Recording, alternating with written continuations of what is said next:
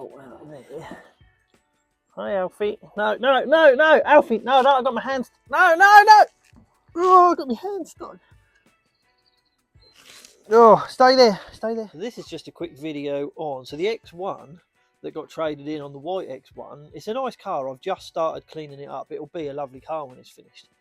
But I've been driving it around for a couple of days, or probably more like a week actually. I try to drive cars around that get traded in or that I buy for at least a couple of days, so I know there's nothing wrong with them.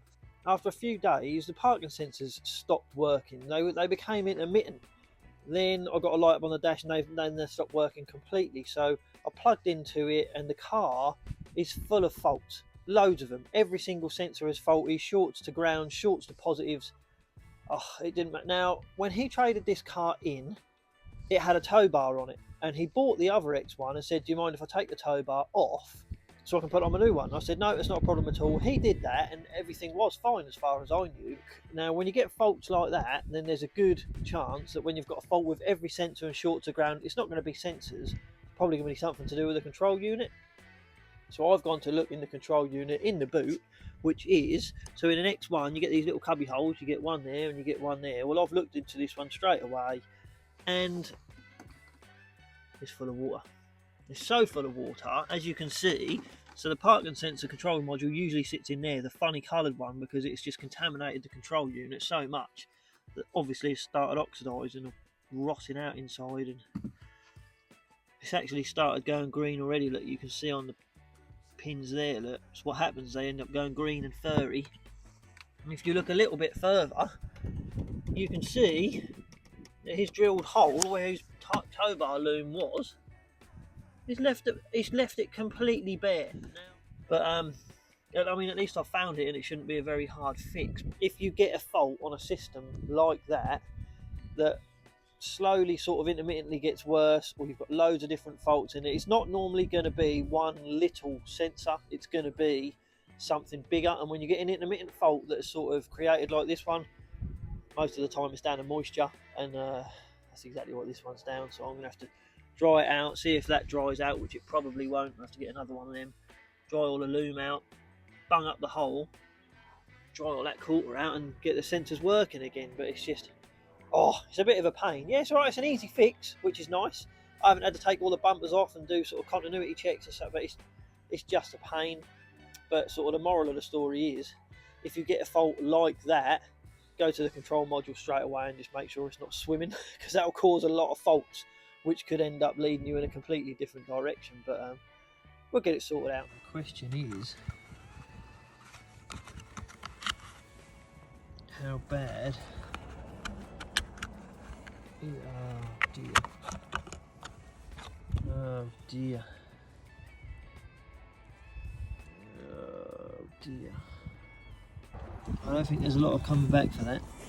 I will clean it up and dry it up and try, but I don't think that's ever going to work again. We're just going to fast forward a bit here. I got all excited, took it all to pieces as you saw. I cleaned out all the electronics on the back, dried it out, put electrical cleaner on it, put it in a bowl of rice in the air and covered overnight, plugged it back in, plugged in my little diagnostic tool, and it still wouldn't talk to it. So I just ordered a new one off eBay.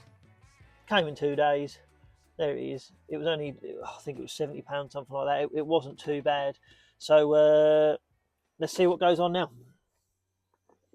Well, that's interesting. So I plugged my little scanner in here, and the only fault that it's actually come up with is the front right ultrasonic sensor, current and a historic one.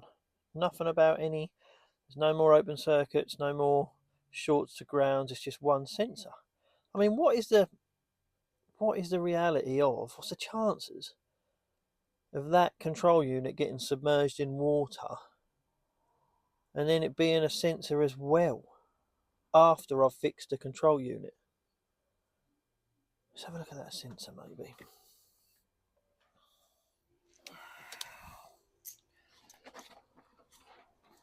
Let me have a look. Oh no, Alfie's coming.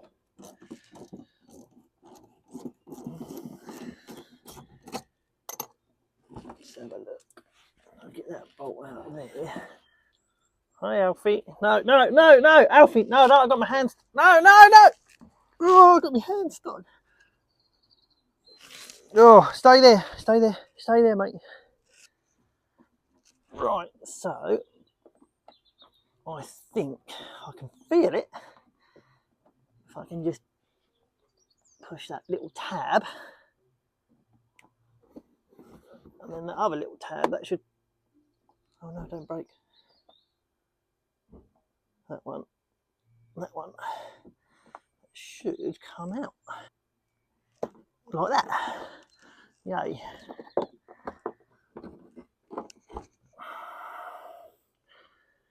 Let's see if that's got any water in it. It is wet, but they're usually fairly well sealed, these parking sensors. Oh no. Alfie, shush, it's loud. Shush, shush, shush, shush. Right, shush. Sorry about that. I had to put little Alfie in then. He's a noisy little boy when someone comes to the... Well, it doesn't look like there's anything wrong with that. Obviously it could be a wiring fault, but it's saying the actual sensor. I tell you what, I might have one of them. It's not a blue one, but I might have one. Let me go and have a look. Is that the same?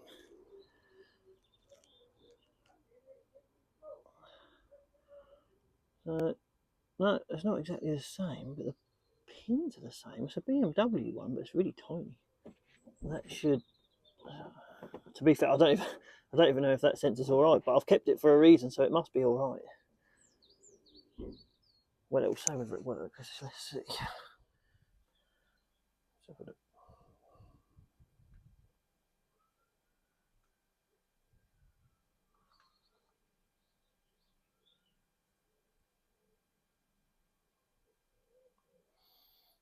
Right, current. So it's either a wiring fault, my sensor's faulty, or potentially still something to do with a wire in the back. Right, now what I've done, I've swapped the front right sensor with the rear right sensor, because they're all the same. I know the rear right one is okay, I'm guessing, because it hasn't come up with a fault code. So now I've swapped them front to rear to see if it goes to the rear. Oh, there's bits dropping everywhere. You know, I've got to shut the door. Oh, it's starting to rain. Right, let's have a look what's happened now.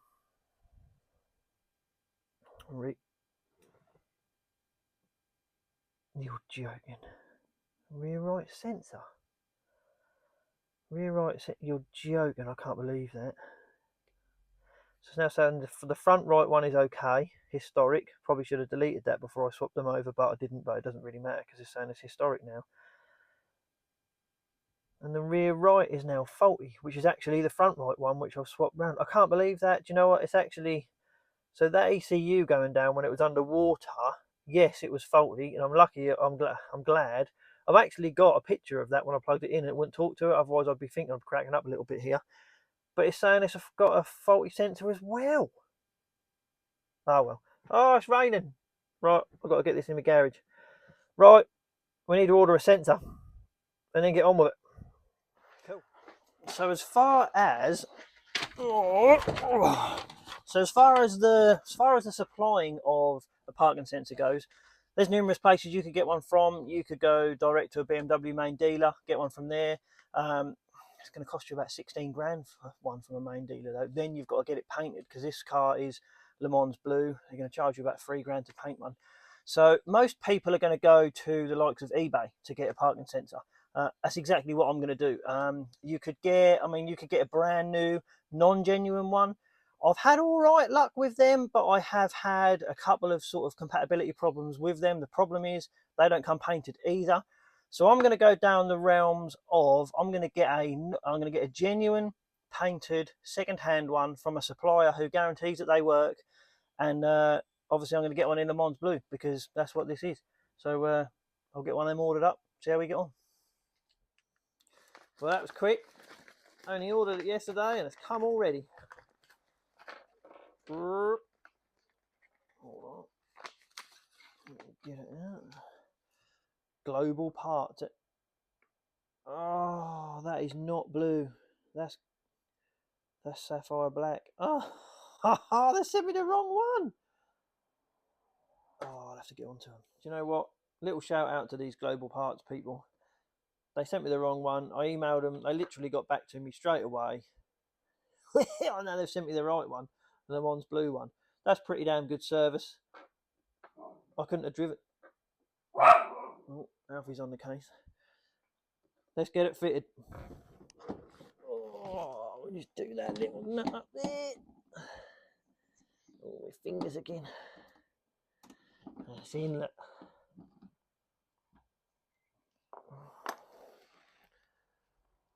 Oh, Alfie, really? Oh, moment of truth, people. Right, this. Oh, I know the door's open. Oh, do you know what? I'm going to start it up. Oh, no parking light. Do you know what? Let's just go straight to here.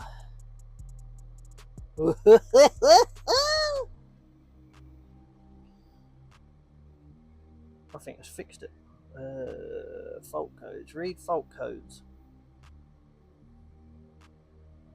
Historic. Unbelievable.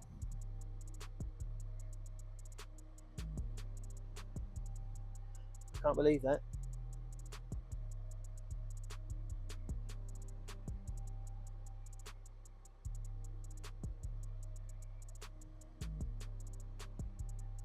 Let's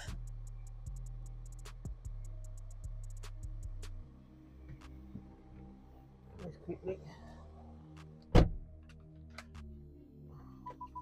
Oh, it's working. There's no light. It's fixed, people. It's fixed. Yay. Now all I've got to do is just put it together, but I thought I'd just show you my... So I didn't want some random bit of plastic or something like that in the hole, so what I actually did, I actually cut an old BMW centre cap, took the metal cover off it, cut the centre cap up, and CT1'd it in the hole. There it is, look. So now it's got a BMW part number. It's a bit random, but it looks alright, doesn't it? At least the water won't get in now. So at least that's fixed. Let's get this prepped, get it up for sale. Thanks for watching on this one, guys. I'll see you on the next one.